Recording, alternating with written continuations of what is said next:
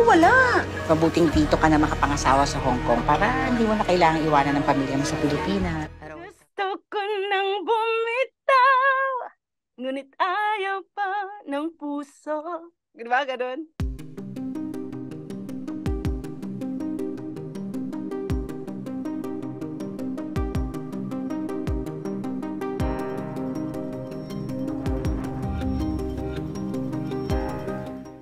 Noong ko since 2001. Singer na ako since 2001. Pero 27 years na ako kumanta. From Cebu City pa. Kumanta na talaga ako sa show band. Show band talaga kami. Tapos dito, nung dumating ako dito, ako na lang isang singer. Ano kami, mga five-piece band, four-piece band, instrumentalist, tapos rhythm section, tapos ako lang ang vocalist. Ganun talaga. Sa hotels. Sa hotels ako kumakanta dito. Oo. Sorry ha. Alam mo, maswerte sila sa'yo. Pasensya ka na ha. Sana hindi na lang sana ako nagtanong.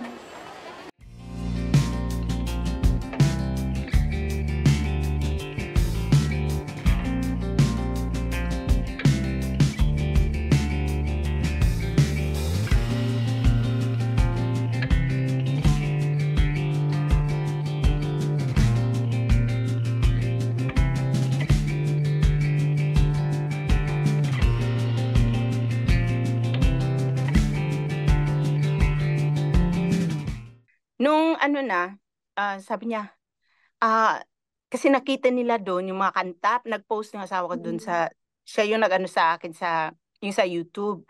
So sabi niya, can you sing one of the songs that you sang in YouTube? Yun talaga problema ko pag tinanong ako ng ganyan, or sasabihin na, kanta ka nga ng mga kanta mo. Nabablanko talaga ako sa dami-dami kong kanta. Nabablanko ako yung pag direkta na sinabi sa akin ganyan, na yung hindi ako prepared. Wala akong maisip. Sabi ko, can I just sing one of my favorite songs? Kasi pinakanta na niya ako, yung audition kasi, yung dialogue, ano, yung scene, na bingo scene, tapos, pakakantahin ka sa dulo. Kasi kailangan talaga kumanta yung mag-audition. Tapos, nung sa ano na, can you sing another song daw? Sabi ko, can I just sing one of my favorite songs? Sabi siya, okay, go ahead. Tapos kinanta ko nga, tapos palakpak sila. Feeling ko parang hindi naman to, parang hindi yung acting audition, parang singing audition na. Oo, ang pinipraise nila yung pagkanta ko, hindi yung sa acting ko.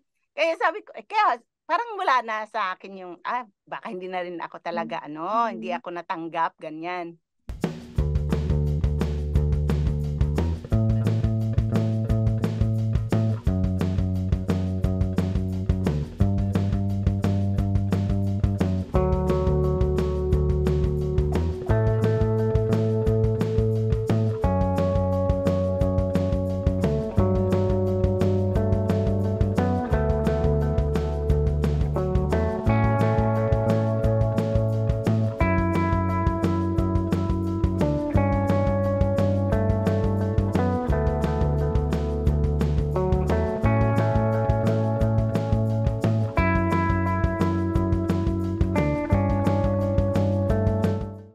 It doesn't matter. Para sa akin, walang ano yun eh. Kasi work is work.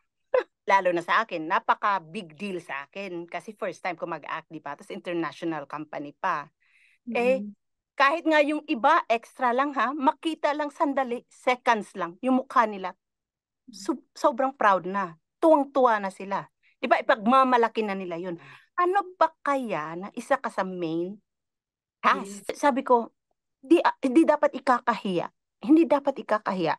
Marami akong kaibigan dito ng mga domestic helpers. Sabi ko, basta kilala mo lang yung sarili mo, alam mo yung capabilities mo, it doesn't matter. Kung sino pa yung mga naglo-look down sa'yo, kung sino pa yung mga nag-criticize sa ano mo, wala. The help makes everything easier. Sa pamilya mo sa Pilipinas. Ayun nga, gusto ng mga anak ko mag-for good na ako dahil... Ikaw, may anak ka ba sa atin? Naku, wala.